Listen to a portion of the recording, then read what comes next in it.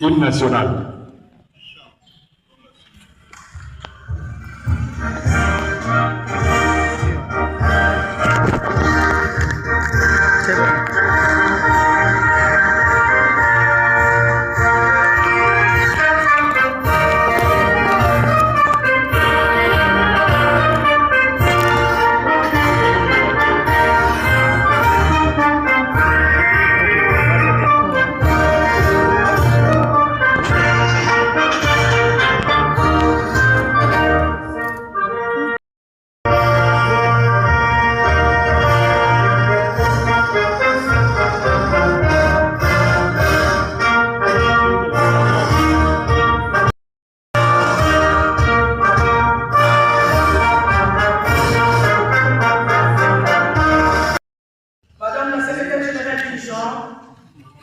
Mesdames et messieurs les représentants des institutions publiques et des ministères sectoriels, distingués invités à vos titres et qualités, tout protocole observé.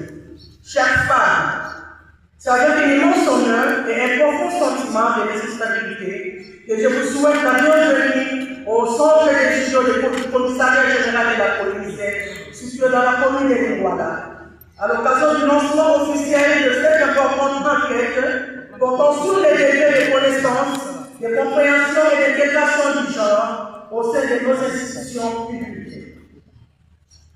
Je tiens à saluer l'initiative de son Excellence Madame la Ministre du Genre, qui, à travers cette démarche, démontre sa volonté ferme, mais une réalité concrète et mesurable dans la gestion de nos institutions. Cette enquête constitue une étape déterminante. Elle nous permettra de valider et relever les faiblesses et surtout de dégager des pistes d'amélioration pour une meilleure prise en compte de l'égalité entre les femmes et les hommes dans la politique publique. L'intégration du genre n'est pas une faveur accordée aux femmes. Elle est une exigence de justice, d'équité et d'efficacité dans la gouvernance. Une administration qui comprend et applique l'approche genre est une administration plus inclusive, plus performante et plus proche des réalités de sa population. Je réaffirme l'engagement de notre commune de Lingouala à accompagner toutes les initiatives visant la promotion des droits des femmes et le renforcement de leur participation active dans les sphères décisionnelles. Chères participantes, votre implication dans ces processus est essentielle. Répondre avec sincérité et responsabilité à cette enquête, c'est contribuer à bâtir des institutions plus justes et plus sensibles aux des réformes pertinentes et un engagement renouvelé. Bienvenue à toutes et à tous à l'ouverture de la cérémonie du lancement officiel de l'enquête sur le décret de connaissances, de compréhension et d'intégration du genre dans les ministères sectoriels et institutions publiques. Je vous remercie. Merci, madame.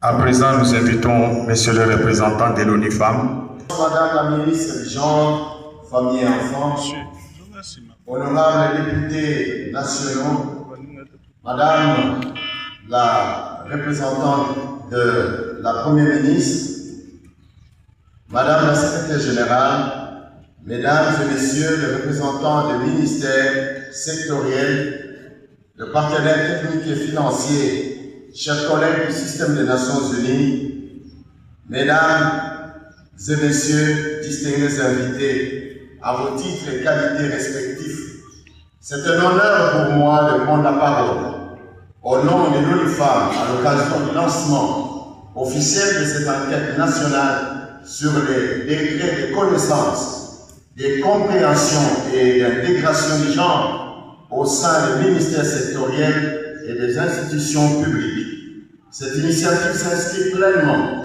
dans les engagements de la République démocratique du Congo, aussi bien au niveau national qu'international, notamment dans le cadre du processus du Beijing +30, de la résolution 1325 du Conseil de sécurité des Nations Unies, ainsi que des priorités nationales en matière de l'égalité du genre, telles que définies dans le plan national stratégique du développement 2024 et 2028, PNSD en cible, de gouvernance inclusive.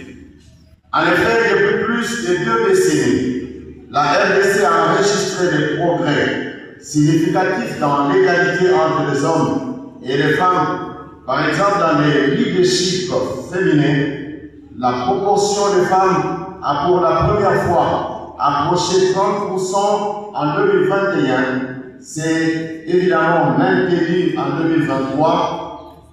Ensuite, c'est établi autour de 31,5% depuis avril 2024, les niveaux le plus élevés depuis les premières élections démocratiques de 2006. Les réformes d'envergure ont été conduites, touchant principalement le cadre juridique et réglementaire, même si les cellules genre sectorielles, pourtant essentielles, continuent de faire face à des défis majeurs en matière de coordination, des renforcements des capacités d'assistance technique. Cependant, l'intégration du genre dans les politiques publiques, le programme de développement demeure encore un défi majeur à relever par tous les acteurs, y compris la culture des données statistiques sexio-spécifiques. Cette enquête est donc cruciale.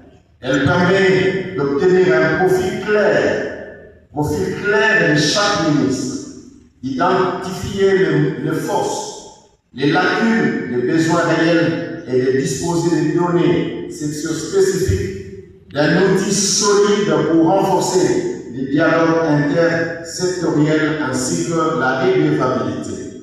Elle constituera également la base d'une feuille de route pour un renforcement ciblé des capacités ainsi que pour la planification et les appuis techniques futurs.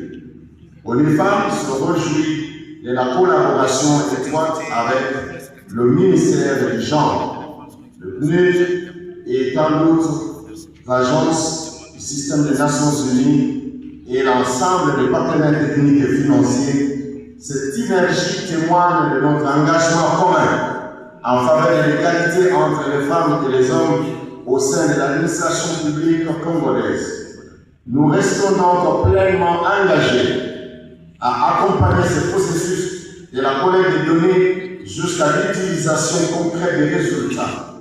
Ensemble, nous pouvons contribuer à bâtir une gouvernance plus inclusive, plus efficace, plus sensible aux réalités vécues par les femmes et les filles en République démocratique du Congo.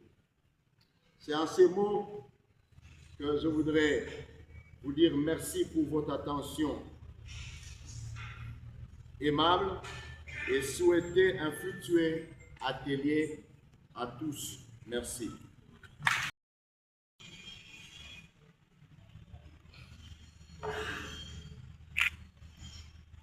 Honorables députés, Mesdames et Messieurs les représentants des institutions publiques,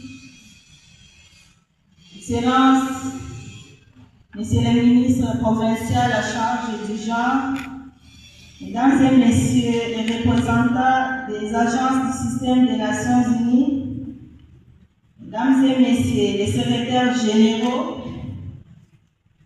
Madame la conseillère principale de son Excellence, Madame la Première ministre, Mesdames et Messieurs les représentants de la société civile, Mesdames et Messieurs les cadres du ministère du Genre, Famille et Enfants, Madame la bourgmestre adjointe de la commune de Lingwala, distingués invités à vos titres et qualités respectifs, Mesdames et Messieurs.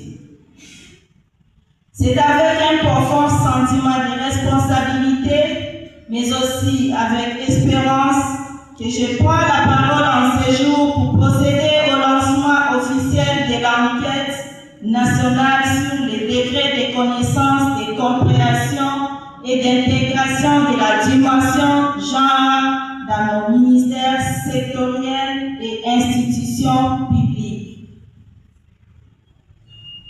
Ce moment n'est pas un simple acte administratif. Il est un pas décisif. Il est un miroir que nous choisissons de placer devant nous. Il est un engagement renouvelé envers la justice, l'équité et la dignité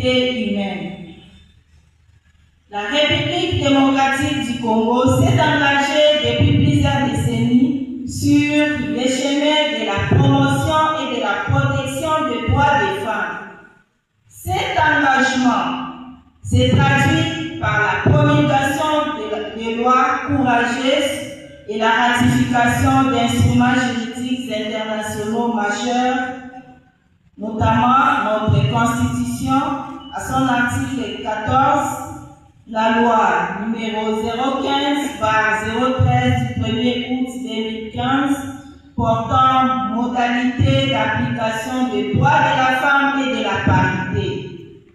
La Convention sur l'élimination de toutes les formes de discrimination à l'égard des femmes, la résolution 1325 des Nations Unies, les programmes d'action de Beijing et bien d'autres.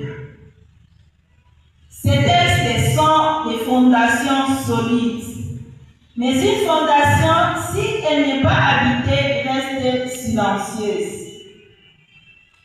L'effectivité de l'égalité de genre demeure un défi. L'effectivité de la protection contre les discriminations reste un combat quotidien. L'effectivité de la participation des femmes dans la gouvernance et dans les processus de paix exige encore détermination et constance.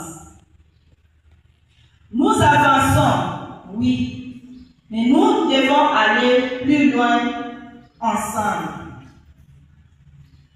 Excellences, Mesdames et Messieurs, distingués invités, pour relever ces défis, nous avons défini un plan de travail ambitieux et structuré.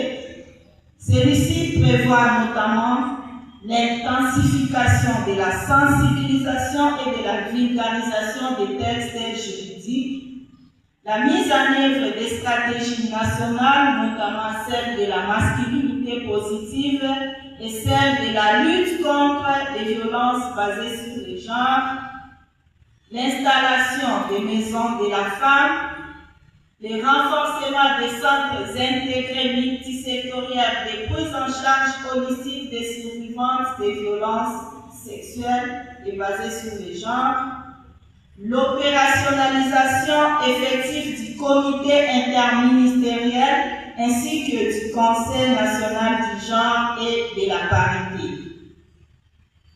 Car la parité n'est pas une faveur, elle est un droit. Elle est un principe constitutionnel. Elle est un levier de transformation sociale.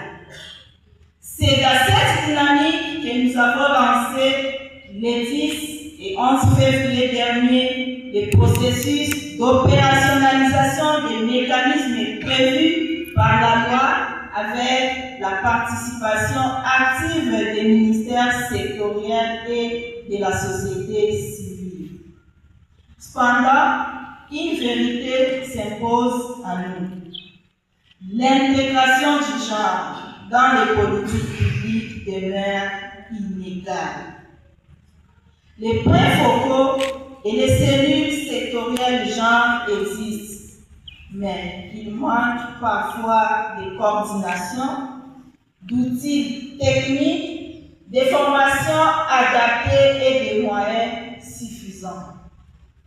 Or, intégrer le genre ne signifie pas ajouter un mot dans un document. Intégrer le genre, c'est changer les regards. C'est analyser autrement, c'est planifier différemment, c'est budgétiser avec équité. C'est aussi gouverner en tenant compte de toutes et tous.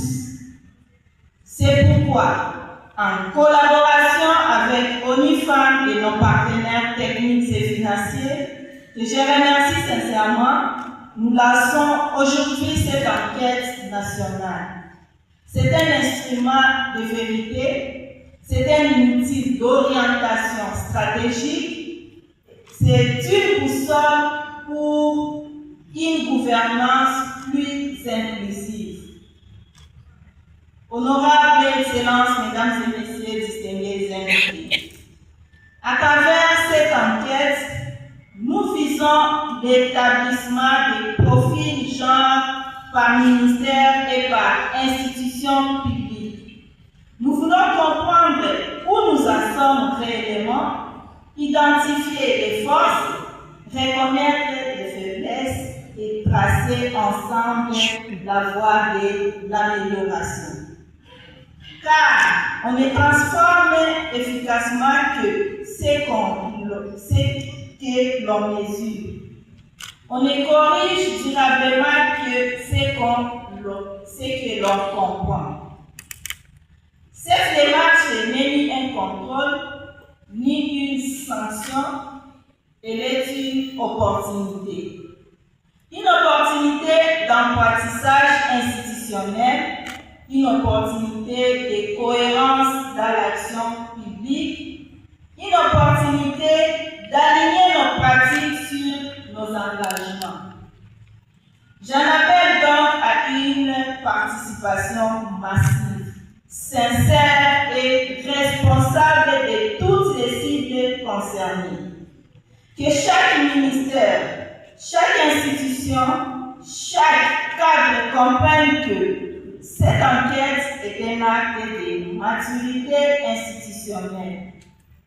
En intégrant véritablement la dimension genre, nous ne servons pas uniquement les femmes, nous servons la nation, nous renforçons la paix, nous consolidons la démocratie. Nous bâtissons un développement durable et inclusif. Et parce que l'avenir de notre pays ne peut être amputé de la moitié de son potentiel, parce que chaque femme debout élève toute une société. Parce qu'aucun développement n'est possible dans l'exclusion. Je déclare solennellement l'enquête nationale sur les décrets de connaissance, de compréhension et d'intégration de la dimension genre dans les ministères et institutions publiques.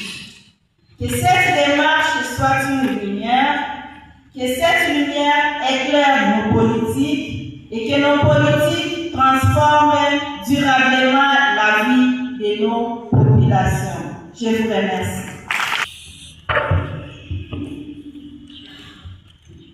Merci, Excellence. Absence de politique et stratégie claire, manque de coordination institutionnelle, au genre, autres à préciser. Les actions prioritaires pour améliorer.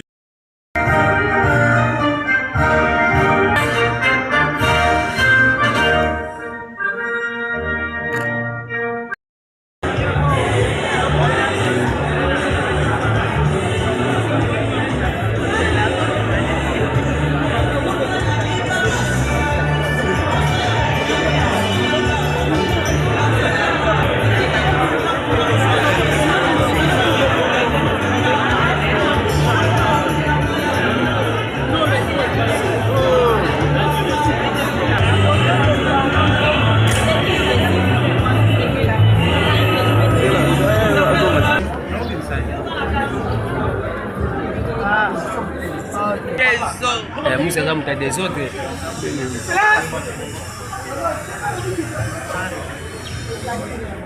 Excellence là.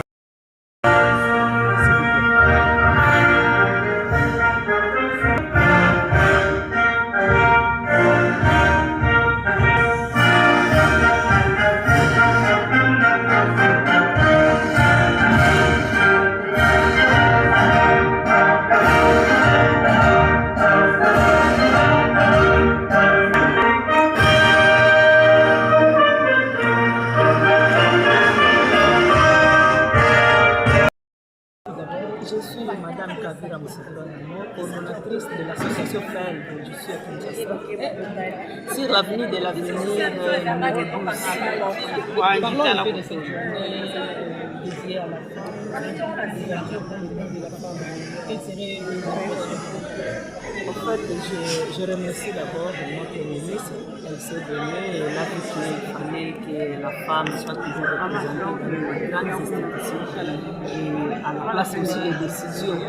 Moi, puisqu'on n'a pas donné une question, je voulais juste dire à Madame Cécile les femmes politiques qui souffrent des fois, parce qu'à chaque fois les femmes politiques puissent aller de l'avant, on les classe parmi les femmes légères, souvent dans des institutions, alors que les femmes veulent aller de l'avant pour se donner aussi, donner un plus.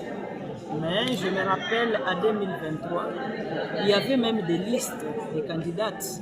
Vous êtes sur une liste, mais comme vous êtes une femme, vous n'êtes pas considérée. Alors que vous avez fait aussi des voix. Vous pouvez être une seule personne sur la liste, vous, une femme, mais vous êtes déclassé. Soit il faut avoir une connaissance, je ne sais pas, au niveau institutionnel. Si vous n'êtes pas connu, là, des voix seront déclassées facilement. Et voilà pourquoi j'ai dit merci à la dame, puisqu'elle a vu que toute femme est capable. Et on a aussi parlé concernant, par exemple, la langue. Il y a des gens qui ne parlent pas français. Il y a d'autres qui parlent swahili, lingala, d'autres qui parlent, même comme moi, je parle ma langue maternelle. Peut-être que je ne suis pas capable de parler en anglais ou en français. Voilà, on a parlé concernant toutes les femmes, toutes les couches. Nous devons les approcher. Moi, je suis de l'Est, je souffre vraiment. Une fois, on a tué même mon oncle devant moi, à l'Est de la République. Alors, il y a toujours une violence faite à la femme. Nous voulons la paix, que la paix. En tout cas, nous encourageons aussi notre président de la République, notre Premier ministre. Nous disons merci pour tout ce qu'ils sont en train de faire pour que nous puissions retrouver la paix à l'Est de la République démocratique. Merci. Vous avez mon numéro?